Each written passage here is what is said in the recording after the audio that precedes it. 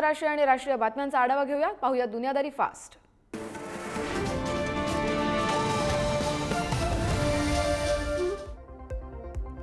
Beijing आणि उत्तर चीनमध्ये मुसळधार पावसामुळे महाभयानक पूर आलाय. आतापर्यंत 38 लोकांचा मृत्यू झाला असून 4 दिवसात वर्षभराच्या सरासरी इतका पाऊस पडल्यानं डोंगराळ भागात दरडी कोसळल्यात. मियोन जिल्ह्यात सर्वाधिक 540 मिलीमीटर पावसाची नोंद झाली आहे. 80,000 नागरिकांचं सुरक्षित स्थळी स्थलांतर करण्यात आलं असून 130 गावांचा वीज पुरवठा देखील खंडित झालाय. मुसळधार पावसामुळे रस्ते वाहून गेले तर कमरेपर्यंत अनेक ठिकाणी पाणी देखील साचले. बीजिंगसह हेबेई, तियाजिन, जिलिन आणि शानडोंगमध्ये मोठं नुकसान झालंय. पुढील काही दिवस मुसळधार पावसाचा इशारा देखील देण्यात आलाय.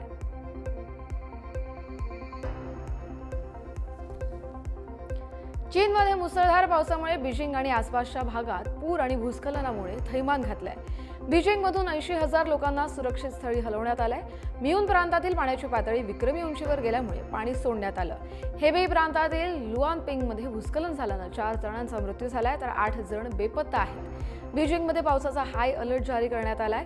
शाळा, बांधकामं आणि बाहेरचे सगळे कार्यक्रम बंद करण्यात आले.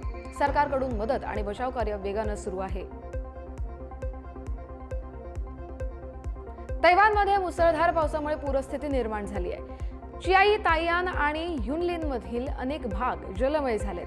चिआई काउंटीमधील सिंगांग, पुझी, होबी आणि शुईलिनमध्ये शाळा आणि ऑफिसेस पावसामुळे बंद ठेवण्यात आलेत. आलिशान रेल्वे आणि राष्ट्रीय उद्यानं देखील सुरक्षेच्या पार्श्वभूमीवर बंद ठेवण्यात आली आहेत. तैवानमध्ये काही तासातच 300 मिलीमीटरपेक्षाही अधिक पावसाची नोंद झाली आहे. पुराचं पाणी रस्त्यावर आणि घराभोवती साचल्याने जनजीवन विस्कळीत झालंय. प्रशासनाकडून बचाव कार्य सुरू असून आता सतर्कतेच्या सूचना देण्यात आल्या आहेत. थायलंडमध्ये मुसळधार पाऊस झाल्याने मोठा पूर आलाय. चियांग राय, चियांग माई, फयायो आणि नखोन फानोमसह अनेक प्रांत पुराच्या पाण्याखाली गेलेत. पूरस्थितीमुळे 1,50,000हून अधिक नागरिकांचं सुरक्षित स्थळी स्थलांतर करण्यात आलंय. पावसामुळे जनजीवन पूर्णतः विस्कळीत झालं असून पायाभूत सुविधांचं मोठं नुकसान झालंय. पुरामुळे थायलंड प्रशासनाचं 242 अब्ज बाथचं नुकसान झालंय. प्रशासनाकडून ठिकठिकाणी बचाव कार्य सुरू असून पूरग्रस्तांसाठी तात्पुरती निवासस्थानं देखील उभारण्यात येत आहेत. परिस्थिती नियंत्रणात आणण्यासाठी मदत कार्य वेगानं सुरू आहे. उत्तर मध्य नायजेरियामध्ये प्रवाशांना बाजारात घेऊन जाणारी एक बोट उलटल्याची घटना घडली आहे. या अपघातात किमान 25 लोकांचा मृत्यू झाल्याची माहिती अधिकाऱ्यांनी दिली आहे. अपघात नायजर राज्यातील शिरोरो भागातील गुमू गावाजवळ झालाय. अपघातस्थळी शोधकार्य अजूनही सुरू आहे. मात्र त्या परिसरात दरोडेखोरांची भीती असल्यानं शोधकार्यात अडथळा येतोय. तर मृतांचा आकडा वाढण्याची देखील शक्यता वर्तवण्यात आली आहे. थायलंड आणि कंबोडियामधील युद्धबंदी लागू होऊन 24 तासही झाले नाही तरी पुन्हा संघर्ष उफाळलाय. कंबोडियाने मध्यरात्रीनंतर हल्ला केल्याचा आरोप थायलंडनं केलाय तर प्रत्युत्तरात थाई सैन्याने पलटवार केल्याचा दावा केलाय. मात्र कंबोडियाने थायलंडने केलेला हा आरोप फेटाळून लावलाय. मलेशियाच्या मध्यस्थीने 28 जुलैला युद्धबंदी लागू झाली. थायलंड आणि कंबोडियाच्या संघर्षात 33 जणांचा मृत्यू झाला असून हजारो लोक विस्थापित झालेत. काही भागात शांतता असली तरी सीमा भागात तणाव कायम आहे. दोन्ही देशांनी एकमेकांवर युद्धबंदीच्या उल्लंघनाचा आरोप देखील केलाय. इस्रायल आणि हमास संघर्षामुळे गाझा उद्ध्वस्त झाले. त्यानंतर इस्रायलने आता मानवतावादी मदतीला सुरुवात केली आहे. इस्रायलने हवाई मार्गे पीठ, साखर, औषध आणि अन्नाचे कॅन गाझामध्ये पोहोचवले. आंतरराष्ट्रीय संस्थांच्या मदतीने हे पहिलंच सकारात्मक पाऊल मानलं जात आहे. गाझातील काही भागात इस्रायलने युद्धबंदी देखील जाहीर केली आहे. मार्च ते मे 2025 या काळात मदतीवर बंदी घालण्यात आली होती. या संघर्षात हजारो लोकांचा मृत्यू झाला असून 124 लोकांचे प्राण उपासमारीमुळे गेलेत. संयुक्त राष्ट्रांना आता सुरक्षित मदत पोहोचवता येणार आहे. रशिया युक्रेन युद्धाला 1250 दिवस होत आहेत. अशातच आता अमेरिकेचे राष्ट्राध्यक्ष डोनाल्ड ट्रम्प यांनी रशियाला युद्ध संपवण्यासाठी 10 ते 12 दिवसांचा अल्टिमेटम दिलाय. स्कॉटलंड दौऱ्यावर असलेल्या ट्रम्प यांनी 7 ते 9 ऑगस्ट दरम्यान शांतता चर्चेसाठी रशियाला स्पष्ट इशारा दिलाय. त्यांनी पुतीन यांच्यावर नाराजी देखील व्यक्त केली आहे. युद्ध थांबवण्याच्या त्यांच्या वचनांची खिल्ली उडवली आहे. युक्रेनने ट्रम्प यांच्या या भूमिकेचं स्वागत केलं असून जागतिक पातळीवर देखील युद्धबंदीच्या मागणीचा जोर वाढलाय. यानंतर आता पुतीन काय म्हणतात हे पाहणं महत्त्वाचं असेल.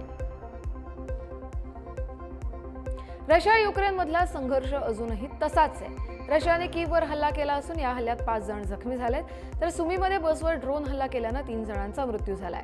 युक्रेनकडूनही सेंट पीटर्सबर्ग जवळ ड्रोन हल्ले झाले. दरम्यान अमेरिका आता युक्रेनला 33,000 AI आधारित ड्रोन किट देणार आहे. हा आतापर्यंतचा सर्वात मोठा ड्रोन पुरवठा मानला जातोय. रशिया सातत्याने शाही ड्रोनद्वारे मोठ्या प्रमाणावर हल्ला करते. झेलेन्स्की यांच्या शांतता प्रस्तावाकडे दुर्लक्ष करत पुतिन यांचा हल्ला मोर्चा मात्र कायम आहे. मध्य पूर्वेत पुन्हा युद्धाचा भडका उडण्याची शक्यता वाढली आहे, कारण इस्रायलने इराणचे सर्वोच्च नेते आयातुल्ला खामेनी यांना थेट जीवे मारण्याची धमकी दिली आहे. इराणने डोकं वर काढलं तर गंभीर परिणाम भोगावे लागतील असाही इशारा संरक्षण मंत्र्यांनी दिलाय. त्यामुळे इराण इस्रायल संघर्ष पुन्हा उफाळण्याची चिन्ह आहेत. दरम्यान बुशहर शहरात आकाशात काही हल्ल्यासारख्या वस्तू दिसल्यानं हवाई संरक्षण यंत्रणा देखील अलर्ट झाली आहे. तणाव आणखी वाढू शकतो असं नेतन्याहू यांनी इराणी जनतेला उद्देशून सांगितलंय. पॅलेस्टिनींच्या स्वतंत्र देशाच्या मागणीला आंतरराष्ट्रीय स्तरावर मागणी वाढत चालली आहे. फ्रान्सने आता या प्रस्तावाला मान्यता दिली आहे. त्यामुळे सौदी अरेबियाने देखील इस्रायल विरोधी आक्रमक भूमिका घेतली आहे. संयुक्त राष्ट्रांच्या 28-29 जुलैला झालेल्या पॅरिस बैठकीत द्विराष्ट्र चर्चेला गती मिळाली आहे. सौदी अरेबिया अध्यक्षपद भूषवत असल्याने ही बैठक इस्रायलसाठी मोठा राजकीय धक्का ठरू शकते. इस्रायल आणि अमेरिकेने या प्रस्तावाला विरोध दर्शवलाय. गाझातील वाढत्या हिंसाचाराच्या पार्श्वभूमीवर ही बैठक अत्यंत संवेदनशील ठरणार आहे. अमेरिकेचे न्यूयॉर्क अंधाधुंद गोळीबाराच्या घटनेनं हादरलंय. या घटनेत पोलीस अधिकाऱ्यासह 5 जणांचा मृत्यू झालाय, तर हल्लेखोराचा देखील खात्मा करण्यात आलाय. सोमवारी संध्याकाळी एका व्यावसायिक इमारतीत झालेल्या या गोळीबारात एका पोलीस अधिकाऱ्यासह किमान 5 जणांचा मृत्यू झालाय. या इमारतीत देशातील काही प्रमुख वित्तीय संस्थांसह नॅशनल फुटबॉल लीगचं कार्यालय आहे. काल संध्याकाळी 6:30च्या सुमारास पार्क एव्हेन्यूवरील या इमारतीत गोळीबाराची माहिती अग्निशमन दलाला मिळाली होती. पोलिसांनी तात्काळ घटनास्थळी धाव घेत परिसर सील केला. ब्लॅकस्टोन आणि आयलंडच्या दूतावासाची कार्यालय देखील याच इमारतीत आहेत. अमेरिकेचे राष्ट्राध्यक्ष डोनाल्ड ट्रम्प यांनी पुन्हा एकदा लंडनचे महापौर सादिक खान यांच्यावर हल्लाबोल केलाय. सादिक खान हे एक वाईट व्यक्ती आहेत. स्कॉटलंडमध्ये ब्रिटिश पंतप्रधान कीर स्टारमर यांच्यासोबत झालेल्या पत्रकार परिषदेत ट्रम्प यांनी खान यांच्यावर ही टीका केली आहे. पत्रकारांनी ट्रम्प यांना लंडनला भेट देणार आहात का असा सवाल केला होता. यावर उत्तर देताना मला त्यांचा महापौर आवडत नाही, तो खूप वाईट आहे असं ट्रम्प यांनी म्हटलं. सिरियामध्ये पहिल्या संसदीय निवडणुका सप्टेंबरमध्ये होणार आहेत. या निवडणुकांची घोषणा समितीच्या प्रमुखांनी केली आहे. निवडणुका 15 ते 20 सप्टेंबर दरम्यान होतील अशी माहिती higher committee for people's assembly इलेक्शनचे अध्यक्ष मोहम्मद ताहा अल अहमद यांनी दिली आहे. माजी राष्ट्राध्यक्ष बशर अल असाद यांच्या निधनानंतर या निवडणुका होणार आहेत. डिसेंबरमध्ये झालेल्या बंडखोर हल्ल्यात त्यांचा मृत्यू झाला होता. देशातील नवीन प्रशासनाखाली होणाऱ्या या पहिल्या निवडणुका असणार आहेत. असादच्या 4 वर्षांच्या राजवटीनंतर लोकशाहीकडे वाटचाल करणाऱ्या दृष्टीनं हे महत्त्वाचं पाऊल मानलं जात आहे. मेक्सिकोमध्ये 1,30,000हून अधिक लोक बेपत्ता आहेत. या बेपत्ता व्यक्तींचा शोध घेण्यासाठी आता विज्ञान आणि तंत्रज्ञान एकत्र येत आहे. मेक्सिकन आणि ब्रिटिश संशोधकांनी गुप्तकबरी शोधण्यासाठी हायपरस्पेक्ट्रल ड्रोन, थर्मल सेन्सर आणि ग्राउंड स्कॅनिंग उपकरणांचा वापर सुरू केला आहे. शवविच्छेदनाच्या गुन्हेगारी पद्धतींचा अभ्यास करण्यासाठी काही डुकरांवर देखील प्रयोग करण्यात आलाय. माती, वनस्पती, कीटकांची हालचाल आणि पर्यावरणातील सूक्ष्म बदलांचा अभ्यास करून या कबरी ओळखल्या जात आहेत. हे तंत्रज्ञान पारंपरिक शोध पद्धतींसाठी पूरक ठरण्याची देखील शास्त्रज्ञांना आशा आहे. युरोपियन चॅम्पियनशिप विजेत्या इंग्लंडच्या महिला फुटबॉल संघाचं जल्लोषात स्वागत करण्यात आलं. हजारो चाहत्यांनी लायनेसेससाठी रस्त्यांवर गर्दी केली.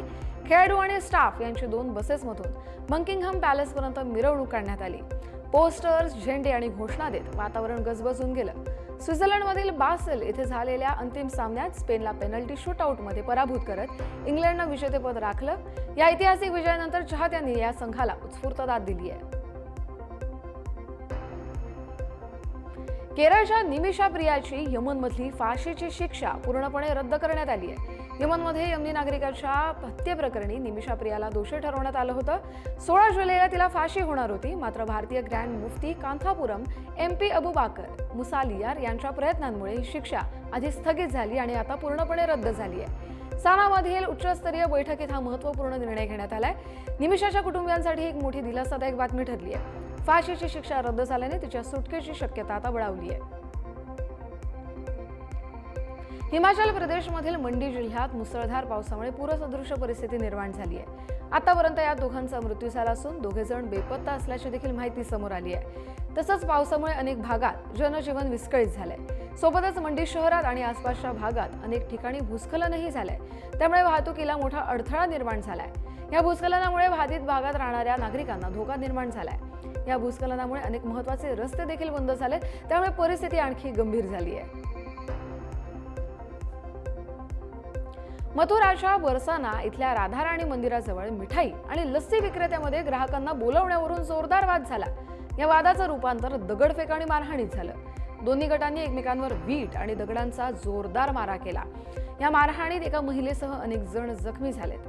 त्यानंतर पोलीस घटनास्थळी पोहोचले असता आरोपी मात्र फरार झालेत. मात्र आरोपींनी तक्रारीवरून गुन्हा नोंदवून तपास सुरू केलाय. कर्नाटकमधील अंगणवाडी सेविकांना निवडणूक कर्तव्यापासून मुक्त करण्यात आलंय. याबद्दलचा निर्णय राज्य सरकारनं घेतला असल्याचं कर्नाटक राज्याच्या बाल व महिला कल्याण मंत्री लक्ष्मी हेब्बाळकर यांनी सांगितलंय. अंगणवाडी सेविकांची अनेक वर्षांची मागणी आहे, त्यामुळे ती पूर्ण झाली आहे. येणाऱ्या ऑक्टोबर महिन्यात अंगणवाडी केंद्रांमध्ये पूर्व प्राथमिक वर्ग सुरू होत असल्याच्या पार्श्वभूमीवर कर्नाटक राज्याच्या मुख्य सचिव डॉ. शालिनी रजनीश यांच्यासोबत चर्चा करून हा निर्णय घेतला गेलाय. याविषयी अधिकृत आदेश देखील काढला जाणार असल्याचं त्यांनी सांगितलंय. कर्नाटकात पोलिसांनी छापा टाकण्याचा बनाव करत 3,70,000 रुपये उकळल्याचा आरोप होतोय. तामिळनाडूतील उद्योजक सच्चिदानंद मूर्ती यांनी पैसे दुप्पट करण्याचं आश्वासन देत 2 उद्योजकांना कर्नाटकमधील चामराजनगर इथल्या एका लॉजमध्ये बोलवलं. यावेळी राजनगर आर्थिक आणि गुन्हे अन्वेषण विभागाचे अधिकारी आणि पोलिसांनी लॉजवर बेकायदेशीररित्या छापा टाकला. उद्योजकांना अटक करण्याची धमकी देत 3 लाख रोकड आणि 70,000 रुपये गुगल पे करून घेतलेत.